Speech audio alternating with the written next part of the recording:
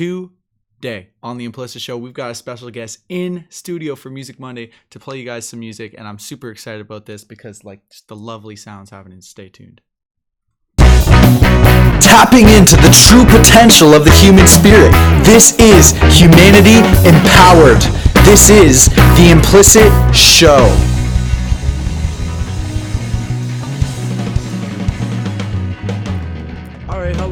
Hello. What is up?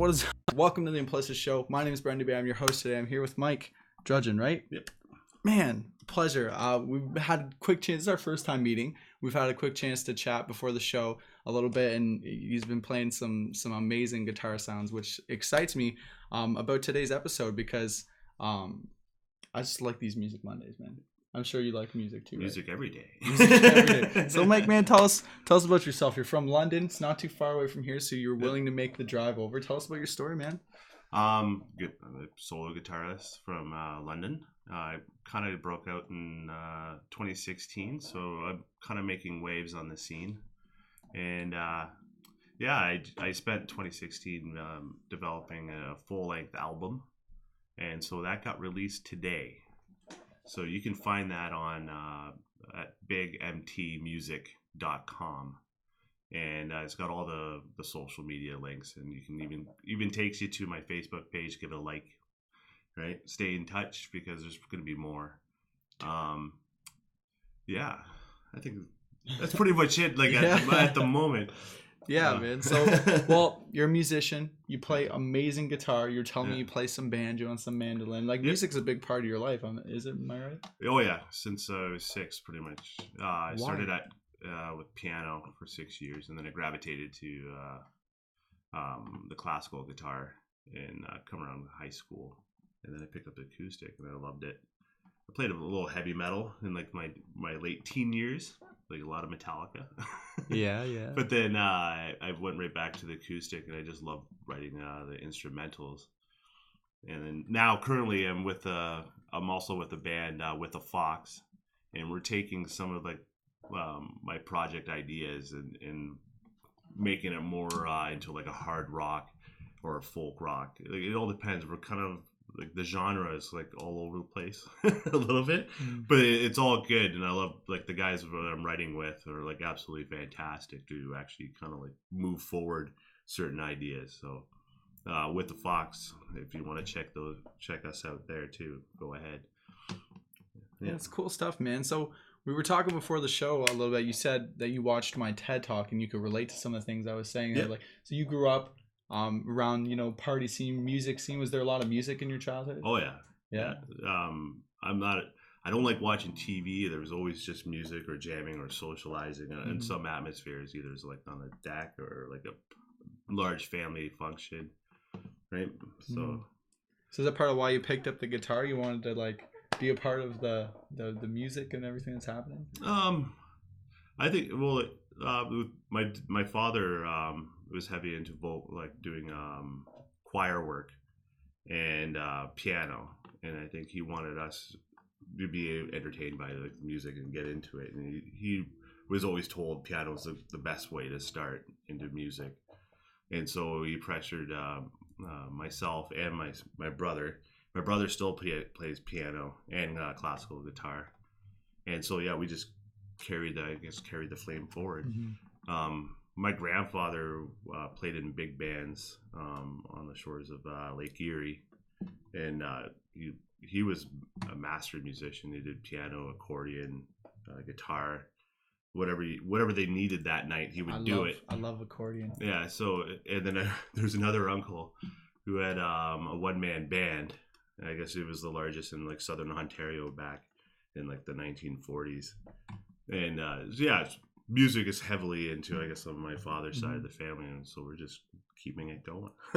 That's awesome, man. So that leads us to today, right? You started off playing some classical stuff. Your family got you into it. Then you found some metal.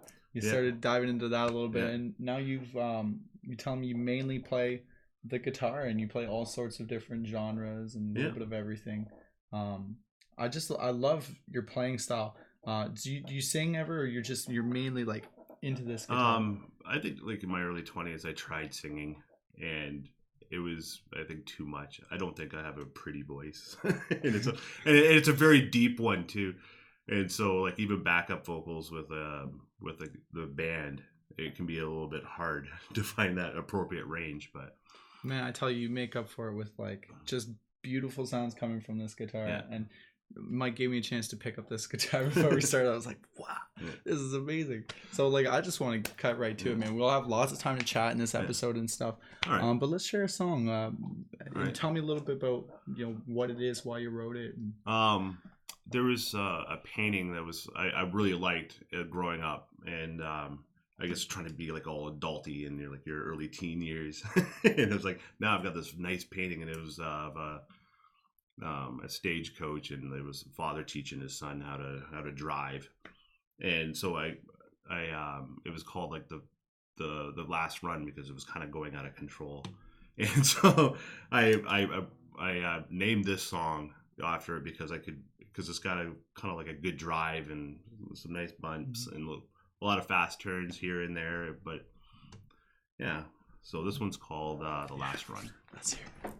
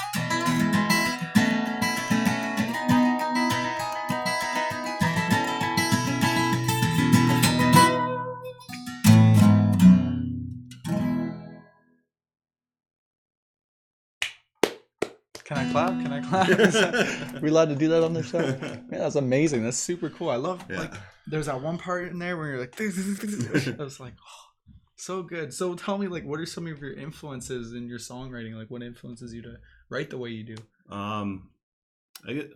It comes down to like I don't really hold myself to a certain genre. Like I find like the good music in almost anything, and it's just all comes to like just like a good beat, a lot of turns. Sometimes it's like just like some nice good ambient type backing music just kind of lifts things, right? And so that's why I like to always like I use a lot of harmonics in on my songs because it's a good way to kind of like define a different mood or like do a nice change up. I listen to like a lot of Don Ross and a bit of Andy McKee, but more heavy on the Don Ross. My high school teacher was friends with Don Ross, and so he came by our high school like frequently, and it was always like a fabulous show to catch it. I had no idea I would be able to get to this point when you see Don Ross in action, but it's something to actually kind of work towards. I hope I do it well, or I am doing it well, right? Like it's hard to kind of gauge that way. Like I don't want to be another Don Ross or Andy McKee. Like everyone wants to be their own individual on their music. But I think you can definitely tell there's some definite influences in there. That's what everyone keeps going to. That's cool, man. How deep are you into like music theory? Do you learn about that more, or you just kind of get the feel of the song and the sounds? Yeah. Like different players play differently, right? Theory wise, it's unless you're actually like teaching yourself that like on a daily process, like by like effectively like reading sheet music, right? Because then you can kind of keep up with it. I always didn't really like learning other people's music, so I found the creative process to be like the utmost enjoyable part, even when it gets frustrating, right? But that was sort of my drive, and so like I did know theory probably like 15 years ago, but like mostly I've forgotten it. I know writing the album and taking these ideas and trying to make it more like appreciation for the timing, right? It's been like actually pretty challenging, but you know, you get a good tempo app, right? And you just keep at it and work through the changes and try and like soften it. But you get a little bit of leeway because being a solo artist, like unless you're working with several musicians, that's where the timing really becomes crucial. If your timing slips a bit, no one's really gonna know it too much, right? So there's a bit of leeway there, but you don't want to be too drastic. That's amazing, man. Well, like let's look at some of these comments here. Well, Andrew says, "Mike, you're a freaking beast." Holy crap! No, seriously though, amazing, man. Let's hear another song. What else? What else have you been working on? Well, this year is Canada's bicentennial. And so it's 150 years of Canada-ness. And so I was asked if I could do O Canada last year for London Arts Live. And I didn't have O Canada done because I've never attempted it. I've never tried to actually learn the song. Thankfully, my brother was down. And so we went through kind of like a creative building experience on like how we could take it and shift it into a different key. He liked where I was going with it, and so he helped me kind of map out like certain the elements, and it turned out to be really nice, kind of breezy, I guess is the way it is, but it still has the old Canada flair behind it. So let's see. Yeah, let's do this. I love this one.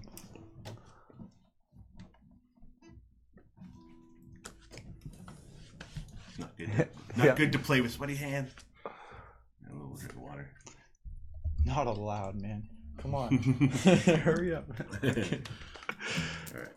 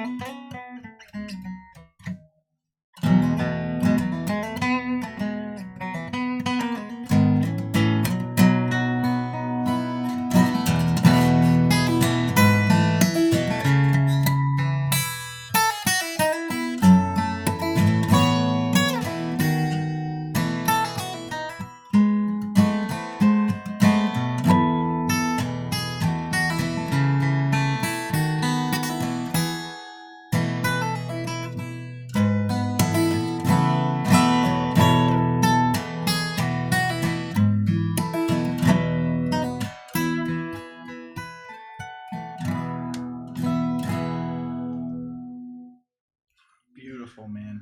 Beautiful.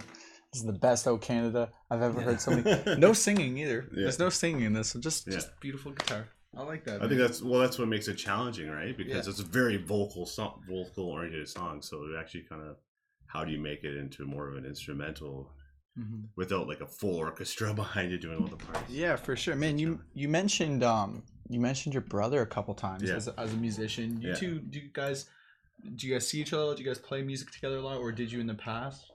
Yeah, definitely in the past. He had bands over, and so like we always had like a drum kit or something. So mostly I played off his guitars. I didn't get my first guitar, I think, until I was like maybe 17 or. Is your 18. Older brother? Yeah. He had built an acoustic guitar in his shop class in high school, and the action on it was just brutal. But like maybe that's where I get some of the power. Excuse me. A bit of a cough today. Sorry. And yeah, so the action was just brutal, and I think blisters from hell, and I think he still has it, but I think it's just like either wall art or we don't play that one anymore. Man, it's tough. Like, it's tough to play a guitar. Like, those of you who are musicians, when the action's messed up, that means the strings are like this high from the neck, and so you have to push really hard on the strings to get any kind of bruise sound your hand, like you know. Power chords, no. and trying to learn on a guitar like that would be really tough, because you know, at this point you've got strong enough hands that if you picked up a guitar like that, you'd make do. You'd be fine. If you're just starting on that, it's a big challenge. Yeah, and I think going back to Don Ross, I remember reading that he played off his uncle's guitar or something when he was growing up, and it was the same situation. It was like terrible action, and it goes. So that's why he's got such a forceful. Grip on the guitar. So I don't know, maybe that's where the dynamic I don't know. So let's hear. Well, we got another comment here actually. This is from my man Jamie Michaud. He says, "Beautiful. That Stonebridge really puts the icing on the musical cake." I would have to agree, Jamie. That's a great guitar. All right, man. Well, about the Stonebridge, I got an endorsement with Stonebridge, so it actually put this into like a dollar value. Like so I've been playing it exclusively, right? Because it's just amazing. Wow. Yeah. So, that was awesome. I applied for that in I think November of last year, and then by December I had this in my hand. It's great. That's an amazing opportunity, man. Super cool. Those tunings were in Dadgad. And now I'm going to tune my G down to an F sharp. What's that make it? And this is now Dad Fad. Dad Fad. Julie, you guys know Julie's in here a lot. She's always messed around with these alternate tunings. Myself, I don't do it too much, but like when you change the tuning, it really puts you in like a whole different vibe. Like, well, you play the instrument differently for one, but also you just get different chords and different like harmonies. It's super cool. So tell us about this next song you're gonna jam. This I guess I'll do Over Under. This one, I wrote it recently. It was like the last song I did for the album, and it's got good characteristics of it, and I think you will see it kind of like it's got like this mode where you're just going up and down and up and down, and it's full of excitement. And it's all about my dogs and how they play in the yard. I got two big dogs. One's 80 pounds, the other one's like a 130-pound Newfie, and she like the way she plays with the other dog. She goes over and punches, like does like a shoulder punch, and then she goes underneath him and then kicks his legs out. He ends up flopping around. Then he gets all angry, and then they end up tearing around the yard. So this is just a fun song, and just kind of trying to encapsulate those fun times.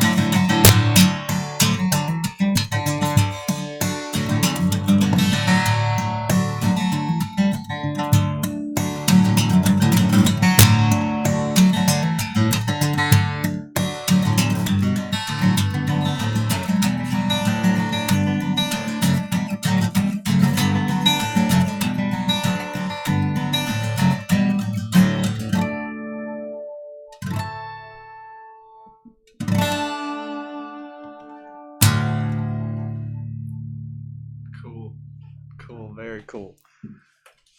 That was fun. That is fun, man. That's super cool. I love seeing guitar players with different styles, right? Because my style, like I was telling you before the show, I grew up listening to punk rock, so a lot of my music was like, I just need we got 4 chords, just want to hit this guitar really hard. Yeah, in your face. Right? In your face, yeah. But you know, as I age, I really come to appreciate so many other different styles of guitar playing, and like I was watching you play it. We had another guest in here, Music Monday, a couple weeks ago, named Chris Rupert. I'm not sure if you caught that episode, but he's almost got a similar playing style, with like the finger picking, and stuff like that. And I just think it's super cool, man. I love it. Yeah. So what else you got, man? What other kind of songs have you got that you've been working on? You got your new album. How many tracks are on this album? 12. 12 tracks. Cool. Cool. Yeah, it was a good friend of mine, Darren Morrison of Big Room Studios, lent him like a huge hand. If so, like this wasn't like an easy process, I think, for either of us, because like I said in the beginning, there was like a lot of like timing issues to try and to work over, and not only that, just like clarity on like certain parts and everything. So, but he stuck with the project the whole way through. So like that album would not have happened without my good friend Darren. So kudos to you, Darren, because it sounds awesome. Everyone loves it. Shout out to Darren. That's awesome, man. So do you have like a favorite, or at least a favorite for right now, today, this week? That's a good question. I was like trying to promote it, and I went through another good friend, Manon McClear, and I told him, I'm like, I don't know which one's good on this album. Like, where are the ones that really stand out that you would see to have radio play? So I'm like, I can't make that choice. And then he listened to it, and he even he said, he goes, I got it narrowed down to 6, and he goes, but like he goes, I'm gonna have to call in a couple friends, because like he goes, they all sound great. I'm like, I don't know which ones would be perfect. So yeah. Well, let's just play all 6. I mean, yeah. Well, like every song so far are on the album, and I think I'll do Morning Sunshine next. Morning Sunshine. Yeah, this one I wrote last spring, or I started to write because I don't know if you remember last winter, it just went on forever and ever. Yeah. Right. Yeah. And so when the sun finally came out, I went out on the deck, and I started tinkering around in this tuning, and then this kind of stuck out, and I'm like, it just felt right for being in the sun, and birds are chirping. Yeah. That's where the best songs come from, man. Just like a good feeling, or sometimes it's a bad feeling, but an intense feeling, you know. You're like, I gotta write this. Yeah, I got a feeling I'm gonna end up having a coughing fit in the middle of this song. If I do, I'm sorry. It's just the way things go. All right.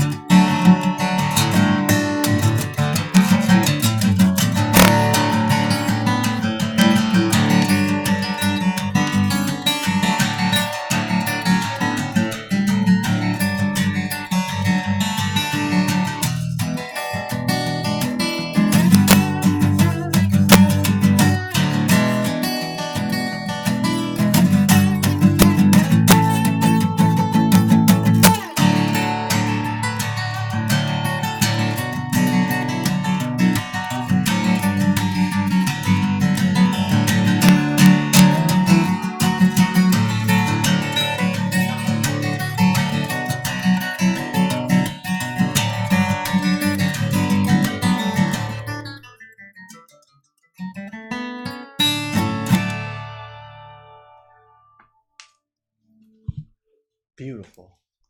Beautiful, man. Thanks. Love it, man. So we're coming to the end of the episode. Yeah. Are there any kind of last words you want to say? Or you have a last song you want to share? I guess how much time is left? You got time for one more song. Yeah. Do another song, yeah. All right. I guess stay in touch, right? Stay in touch. Yeah, I think that's hard. Where can people find you? So, like, you're on social media. Yeah. You just came out with a new record today, right? Today is the digital release? Yeah, digital release today. Mm-hmm. May have a Kickstarter maybe in a little while. That one's going to be toying with doing like a vinyl release plus like hard copy release. And then it all goes to actually do further recording projects. So that's the intent. Mm-hmm. of that to kind of keep you going. So you find me with Michael Trudgen Music on Facebook, or even just my personal account. It doesn't matter, it's all music now. Mm-hmm. Anyway, so it's all amalgamated. And then you can find me even on Instagram at m.trudgen. But like my website, Big MT Music, that's the initials, Michael Trudgen, mtmusic.com. And it's got all my social links. Just stay in touch. And if you're watching this on Facebook, we're live on Facebook, YouTube, Periscope, Twitch, all that fancy stuff. And it's also going to be, this episode's going to be available on iTunes and all the podcasts after. But if you're watching this on Facebook, you could just click on his name in the description and you'll go and see him and everything he's doing there. So cool. Thanks. All right, so one more song you're gonna share with us. What do we got? This one's called 2x2. I did a video release of that with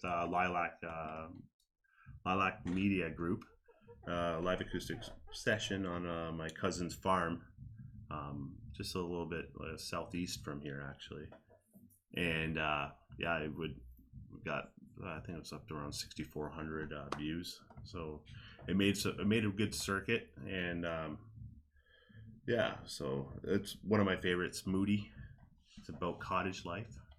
Finding two girls with my brother and I. We found two girls that were in a cottage next door to us when we were little kids. I was probably 10, he was 11, and it was just us kind of being all awkward, right? Trying to get in, say hi to the girls for the first time as little kids. So, and there's a storm and everything. So I hope there's a lot of representation in it, and it's just like a fun, moody song. So cool. Let's hear it.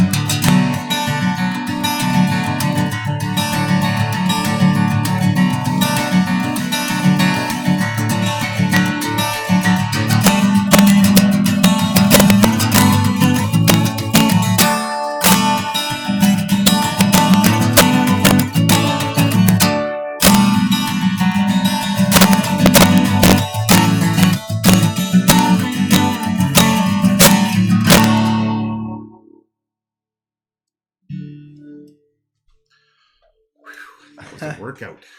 Yeah, like that's amazing, man. Like, Thank you. thanks. Hey, thank you so much for Thank coming you. in, dude. I really appreciate That's you. awesome. Like, I'm freaking lucky, man. I get to have like cool musicians come to my house, get to interview them, because like you guys are cool because you guys get to see this through the camera, but like I'm right here beside them. It's like, whoa, so cool. So if you guys want to get a hold of Mike and what he's doing, definitely check him out on Facebook, Instagram, all the other social media, and your website, mtmusic.com. Yeah, Big MT. bigmtmusic.com. I love it, man. Mike, thanks again one more time for coming in. Thank you. Thanks for having me. Yeah. Thanks for joining us, guys. All right. Peace sign, man. Got to give the peace sign. Peace, love, and peace.